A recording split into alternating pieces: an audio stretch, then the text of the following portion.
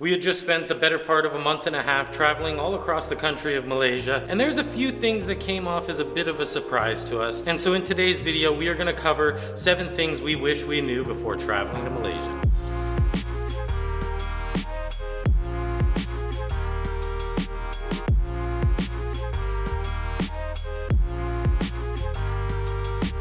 So we do fly by the seat of our pants sometimes, and that was our Malaysia trip. We actually ended up booking it like only a few days before we actually ended up in Malaysia.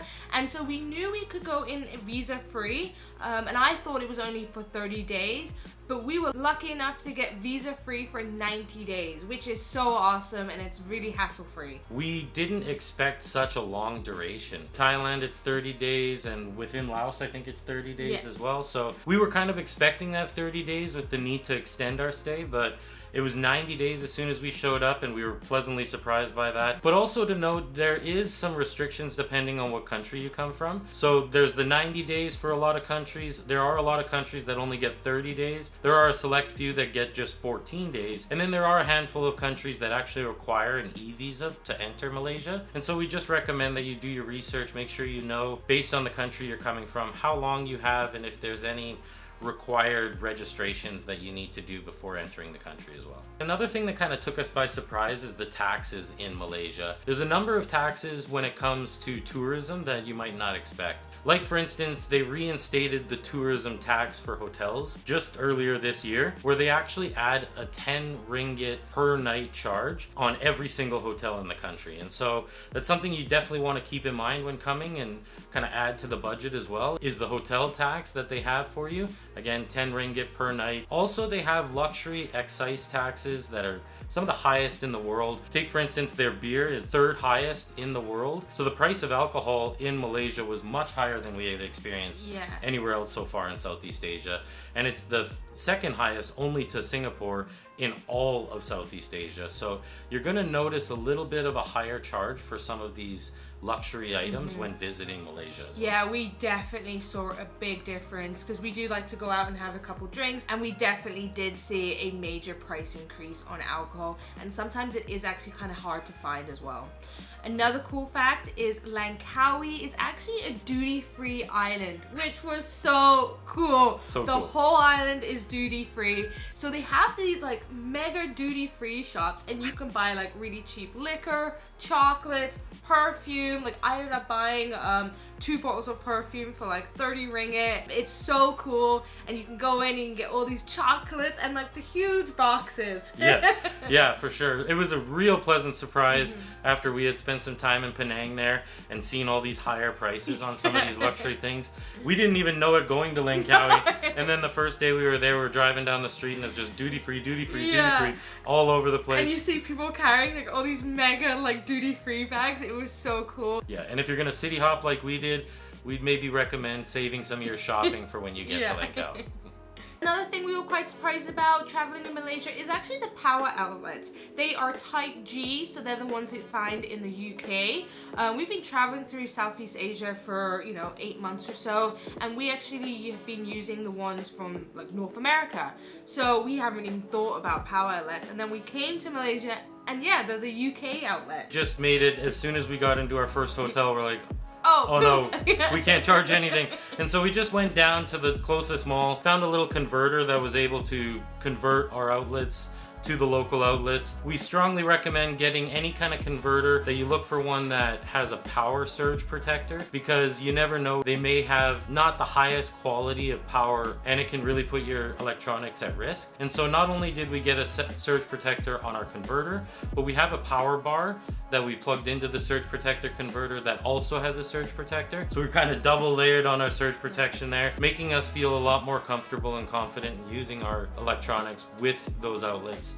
And it's just something to keep in mind when you're traveling, that you want to have some kind of converter. Really something to keep in mind anywhere you're traveling. Yeah, we've heard horror stories of there being thunderstorms and the power surges, and people have just had their laptops plug in, like really nice expensive laptops, and it's surged the power and it's blown their laptops, and that could be thousands of dollars, and that would be just disastrous. So, don't want that to happen. So we're glad that we were able to find a surge protector converter, and we strongly recommend, if you're coming to Malaysia, make sure to look into one yourself. And another thing that we found surprising in Malaysia was certain things were kind of hard to find.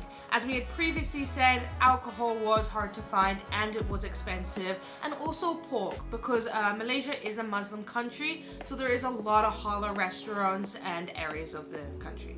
Yeah, and so that's why they won't serve alcohol or pork in a lot of places, raising the price of both of them when you do find them, unfortunately. And also we found that all through Southeast Asia, it's been hard to find certain types of toiletries. Our favorite kinds of deodorant, for one, are hard to find, so we're kind of trying out and experimenting with different brands along the way. It was also hard for us to find like a good quality style razor as well, which is kind of odd to think about, but it was just hard to find a good quality razor.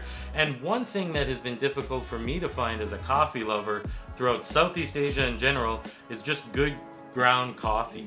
It's instant coffee almost everywhere you go. Now in Malaysia they do have the white coffee, which is really popular. You will find espresso stands and whatnot, but just your typical cup of drip coffee seems non-existent. And so it's just some of those little nice to haves were hard to find for us while traveling through the country. We found them expensive when we did find them, so we didn't end up actually buying them.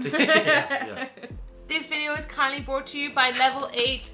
Level 8 is a budget-friendly luggage company that offers stylish range of carry-on and checked suitcases, backpacks and travel bags, lightweight luggage collections and sets that are designed for every traveler's needs. We've been using Level 8 suitcases now for a couple months and we absolutely love them. They have given us creative freedom and honest opinion on this, so when we say we love them, we mean it. The first thing that I absolutely love about this carry-on, it has the front pouch right here. So it's got these double zippers for easy access.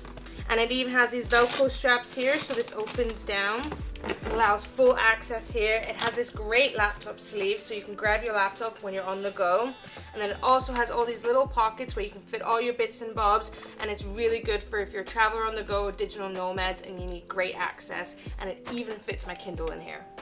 And you've got tons of room in the actual main compartment of the suitcase. Here, even with the front compartment of the laptop sleeve, you've still got tons of space in here. And then also you've got these straps here to push everything down, because I definitely need those because I carry a lot. Here you can even put some toiletries or knickknacks or your flip-flops or something in there. And here you've got all this space, which even fits my biggest packing cube right in there. The overall design of this suitcase is super sleek. I love the hard shell. It's easy to clean and it keeps everything protective. But I also love the color. I love pink things. And even better, the wheels are so smooth on this. So when I'm walking on rugged ground, it easily just comes and slides along with me. It is so good. And then the handle, of course, adjusts to multiple levels, which is easy for me. And then you also have these quick grab and go handles on the top and on the side, so it's really good when I'm going through airport security. I can quickly just grab it as I go. And then you've also got the TSA lock, which is super important when you're traveling internationally. Overall, I absolutely love this case. It is my new favorite, and it matches my backpack too. Now, if you're interested in Level 8, go ahead and click the link in the description below and type in Kyle and Jess 10 for a 10% discount at the checkout.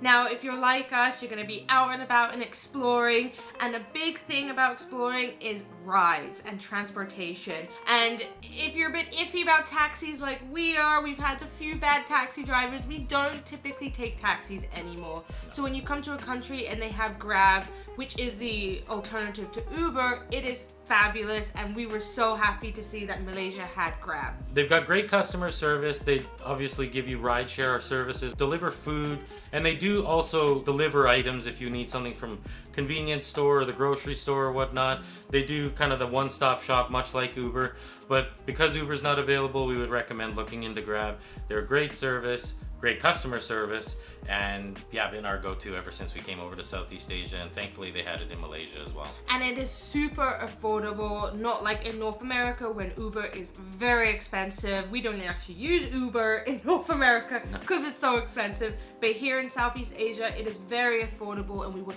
highly recommend using Grab when you come here. One side note though, when we were in KL, the traffic can be horrendous. So we would still recommend using Grab, but if you feel comfortable using the subway system, it might be something else to look into as well as an alternative. And they also have great bus services too. Yeah, that too. An absolute heaven sent for us being Canadians is just how widely spoken English is in Malaysia. Coming from Thailand and Laos in our previous travels, not so widely spoken. It was a bit hit or miss whether or not we'd find someone that could easily speak with, but in Malaysia, over 72% of the country speaks English fluently. So it was really nice to just be able to kind of immerse ourselves into the country and openly communicate with everyone around us. In Indonesia, for instance, which is really popular amongst expats and digital nomads, it's only 30% of the country that speaks English, and Thailand as low as 27%. So way more people in Malaysia speak English than they did in some of the other Southeast Asian countries that we went to, and it was just a lot more convenient to get around and communicate that way. Yeah, we found a lot of the signs and information was posted in English, so that definitely does help if you don't speak the native language. Now, if you're traveling to Malaysia, you probably already know that it's a very multicultural place. But one thing we didn't expect was the degree of diversity that we would be experiencing when getting to the country. It is an absolutely beautiful country, beaches, mountains, wildlife, so many different things. It was absolutely amazing. When it comes to the wildlife, when we were in Langkawi, we went on an amazing tour that we saw the Langkawi eagles, we saw the monkeys, a fish farm that really highlighted the sea life that's in the area. It was absolutely amazing. Yeah, and it was gorgeous because they had the giant limestone rocks coming out of the ocean. Like, it looked like it was out of a movie. It was so epic. But then you've also got like the hustle and bustle of KL. And then if you go over to the other side, like Borneo, you've got like the jungle life. It is such a beautiful country, and I think as we kept on traveling, we fell more and more in love with Malaysia felt like we left without seeing Malaysia. You know, we cannot wait to go back. We will be back. And that's one great thing too, is the people there are just so amazing. They're so helpful. They gave us endless recommendations of places to go see that we just couldn't fit it all in one stay, and so we definitely plan to go back. It is like a melting pot of different cultures and different travel experiences all throughout the entire country. It was absolutely amazing. We fell in love with Malaysia, and we cannot wait to go back and explore more. Yeah, some of the places that we plan to go, like Jess had said, we want to go check out Borneo for sure. Yeah. Malacca, we had heard really good things about. And there's a couple of other places, but we would love to hear from you guys. If you have any recommendations on the next time we come around, please let us know in the comments below. Yeah. And to all the Malaysians, thank you for having us. We loved it. Thank you so much. It was an amazing time visiting your country, touring around and seeing the sights. And we wish we had stayed a bit longer, but gives us just that much more reason to go back. So we hope you found this informative and entertaining. And if you did like it, make sure to smash that like button, click subscribe so you continue following our journey through Malaysia and beyond. And until next time, bye.